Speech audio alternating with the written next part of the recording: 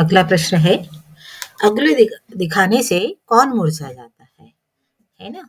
लक्ष्मण जी कहते हैं कि उंगली मत दिखाओ, है ना? मैं कोई कुम्हड़े का फूल नहीं हूँ, जिसे उंगली दिखाने से मुरझा जाऊंगा। उंगली दिखाने से कौन मुरझा जाता है? कुम्हड़े का फूल। अगला प्रश्न हमारा आता है, परशुराम जी का अस्त्र का क्या नाम है? परशुराम जी के अस्त्र का नाम फरसा है ना?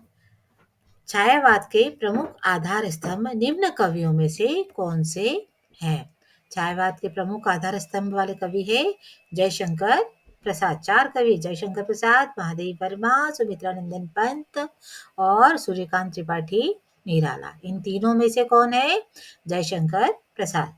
अगला है, आत्मकथ्य कविता के रचनाकार कौन है? हमारी पाठ्य पुस्तक में जो आत्मकथ्य कविता है उसके रचनाकार है जयशंकर प्रसाद। अगला प्रश्न हमारा है, प्रसाद जी को कामायनी पर कौन सा पारितोषिक पुरस्कार मिला? तो जो ये है बंगला प्रसाद पारितोषिक पुरस्कार का जो है प्रसाद जी को मिला। कामायनी एक महाकाव्य है। फिर अगला प्रश्न हमारा 39, कवि ने अपने मन को किसका रूप दिया है? कविता में, आत्मकथ्य कविता में कवि ने अपने मन को किसका रूप दिया है? उत्तर है भंवरे का। फिर गहरे नीले आकाश पे अनगिनत लोगों ने क्या लिखे हैं? है ना? गहरे नीले आकाश में अनगिनत अनगिनत साहित्यकार है, नेता है, बहुत बड़े बड़े लोगों ने क्या क्या लिखा है? अपनी आत्मकथा। आत्मकथा मतलब अपने जीवन के बारे में लिखा है। कवि के जीवन की गागर कैसी है? कवि जयशंकर प्रसाद के जीवन की गागर कैसी है? खाली, है ना? सुखों से खाली है ना? उनके जीवन में दुख ही दुख है, इसलिए कवि ने कहा है मेरे जीवन की गागर जो है रीति है, अर्थात खाली है। कवि अपने किस स्वभाव को दोष देना नहीं चाहते थे? कवि अपने सरल हृदय वाले स्वभाव को दोष देना नहीं चाहते थे। कविता में थका हुआ व्यक्ति कौन है? प्रस्तुत आत्मकथ्य कविता में थका हुआ व्यक्ति जो है कवि स्वयं है ना? यहाँ पर टिक नहीं लगा है, तो हमें ध्यान रखना है कविता में थका हुआ व्यक्ति कौन है? कवि है। फिर अगला प्रश्न हमारा, कवि के सरल स्वभाव के कारण किसने धोखा दिया? कवि के सरल स्वभाव के कारण किसने दिया? प्रेमिका ने, मित्रों ने, रिश्तेदारों ने। इनमें से किसने दिया? स्वयं उनके मित्रों ने उन्हें धोखा दिया है। नाटक सम्राट कहा गया है? जयशंकर प्रसाद जी को जो है नाटक सम्राट कहा गया है। इनकी चंद्रगुप्त है, ध्रुव स्वामी प्रसिद्ध नाटक है, तो नाटक सम्राट किसे कहा गया है? जयशंकर प्रसाद को कहा गया है। सूर्यकांत त्रिपाठी किस काल के कवि है? सूर्यकांत त्रिपाठी जो है छायावाद के कवि है। सूर्यकांत त्रिपाठी किस काल के कवि है? छायावाद के। महाप्राण की संज्ञा दी गई है, ये भी बहुत महत्वपूर्ण प्रश्न है। महाप्राण किसे कहा गया है? सूर्यकांत त्रिपाठी निराला जी को कहा गया है। सूर्यकांत त्रिपाठी निराला को क्या कहा गया है? महाप्राण। महादेवी वर्मा को आधुनिक मीरा कहा गया है और सुमित्रा नंदन पंत को जो है प्रकृति का सुकुमार कवि कहा गया है। तो महाप्राण किसे कहा गया है? सूर्यकांत त्रिपाठी निराला को कहा गया है। फिर राम की शक्ति पूजा किसकी रचना है ना? अब ध्यान रखना, हमने रामचरितमानस किसने लिखी? तुलसीदास ने। राम देखे हमको कंफ्यूज नहीं होना यहाँ पे कि राम की शक्ति पूजा जो है सूर्यकांत त्रिपाठी निराला की रचना है ना? केशवदास जी की पुस्तक का क्या नाम है? जो है इनकी रामचंद्रिका है, इनकी रामचरितमानस, और इनकी क्या है? राम की शक्ति पूजा, है ना? ध्यान रखे राम की शक्ति पूजा किसकी रचना है? सूर्यकांत त्रिपाठी निराला की रचना है। फिर उत्साह कविता में बादल किसका प्रतीक है? क्रांति का। उत्साह कविता में बादल जो है क्रांति का प्रतीक है। घने बादल किस दिशा से आते हैं? जो कविता में है वो उसमें है अज्ञात दिशा से आते हैं। घने काले बादल किस दिशा से आते हैं? अज्ञात दिशा से आते हैं। अट नहीं रही कविता के रचयिता कौन है? जो है अट नहीं रही कविता के जो रचयिता है सूर्यकांत त्रिपाठी निराला। अट नहीं रही कविता के कवि कौन है? सूर्यकांत त्रिपाठी निराला। अट नहीं रही कविता में किस महीने का वर्णन है? फागुन महीने का, जिसमें होली आती है आपकी, है ना। तो अट नहीं रही कविता में किस मास का वर्णन है? ये हिंदी मास है ना। तो उसमें फागुन के महीने में जो है उस कविता का वर्णन किया गया।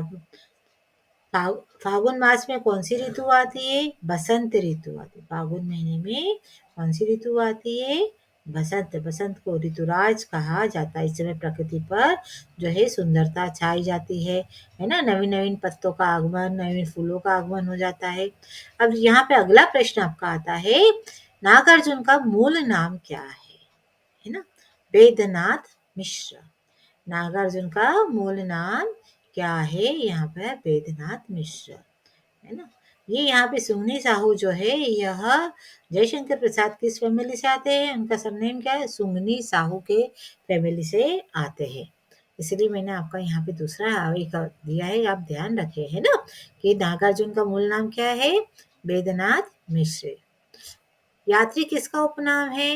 नागार्जुन को क्या है? इन्होंने खूब यात्राएं करी थी और उनका वर्णन किया था, तो ये अपनी यात्री उपनाम से भी रचनाएं लिखते हैं। यह दंतुरित मुस्कान पाठ के लेखक कौन है? नागार्जुन। यह दंतुरित मुस्कान पाठ के लेखक नागार्जुन है। कवि किसकी मुस्कान को देखकर मोहित हो गए?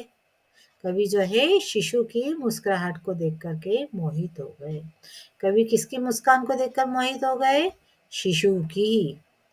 कवि को एकटक कौन निहारा है? लड़की, किसान या शिशु? शिशु, है ना। कवि को शिशु जो है एकटक निहार रहा है कि ये कौन अपरिचित व्यक्ति हमारे यहाँ आ गया है। बच्चे की मुस्कान में किसे पिघलाने की शक्ति होती है? बच्चे की मुस्कान जो कठोर से कठोर रहते व्यक्ति के मन को भी पिघला देती है। क्या बच्चे की मुस्कान में किसको पिघलाने की क्षमता होती है? कठोर व्यक्ति को पिघलाने की के मन को पिघलाने की क्षमता होती है। मिट्टी का गुण धर्म किसे कहा गया है? फसल को, है ना। मिट्टी का गुण धर्म किसे कहा गया है? फसल को कहा गया है। फसल किसके अमृत भरे प्रभाव को सींचकर पुष्ट हुई, है ना। फसल नदियों के, है ना। किसके अमृत भरे प्रभाव? नदियों का जादू, है ना, अमृत भरे प्रभाव को सींचकर पुष्ट होती है।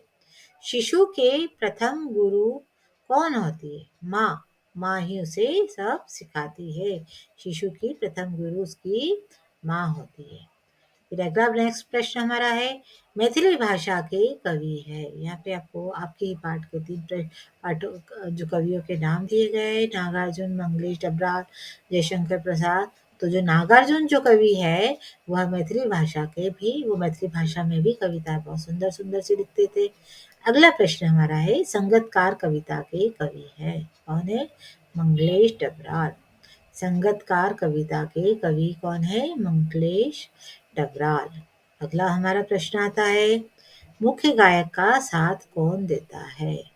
मुख्य गायक का साथ संगतकार देता है। संगत यानी जो उनका साथी होता है वह देता है, सहायक। मुख्य गायक का साथ कौन देता है? संगतकार देता है। संगतकार मुख्य गायक और श्रोता के मध्य किसका कार्य करता है? तो वह क्या किसका कार्य करता है? सेतु, पुल।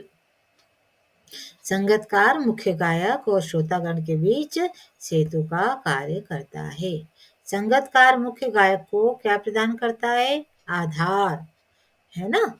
संगतकार मुख्य गायक को आधार प्रदान करता है। गाने के स्थायी स्वर को कौन पकड़े रहता है? संगतकार, है ना। गाने के स्थायी स्वर को कौन पकड़े रहता है? संगतकार।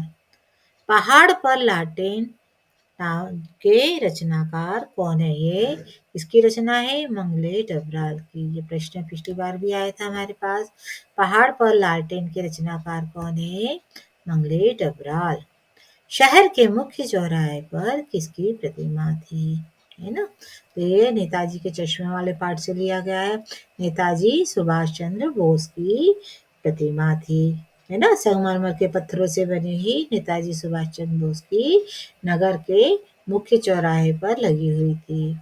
अगला है नेताजी का चश्मा जो है, पाठ की विधा कौन सी है? कहानी। नेताजी का चश्मा पाठ की विधा है कहानी। अगला है नेताजी का चश्मा कहानी के लेखक कौन है? स्वयं प्रकाश, है ना। नेताजी का चश्मा कहानी के लेखक कौन है? स्वयं प्रकाश। नेताजी का चश्मा कहानी का मूल भाव क्या है? देशभक्ति की भावना। नेताजी का चश्मा कहानी का मूल भाव क्या है? देशभक्ति की भावना। अगला नाम है कैप्टन, नाम है किसका है? चश्मे वाले का। कैप्टन नाम है चश्मे वाले का। अगला प्रश्न, नेताजी की मूर्ति लगवाई गई थी, किसके द्वारा लगवाई गई थी? नगर पालिका के द्वारा जो है वह मुख्य बाजार के इसमें चौक पे जो है नगर पालिका के द्वारा नेताजी सुभाष चंद्र बोस की मूर्ति लगवाई गई थी। प्रतिमा बनाने वाले का क्या नाम था? मोतीलाल। प्रतिमा बनाने वाले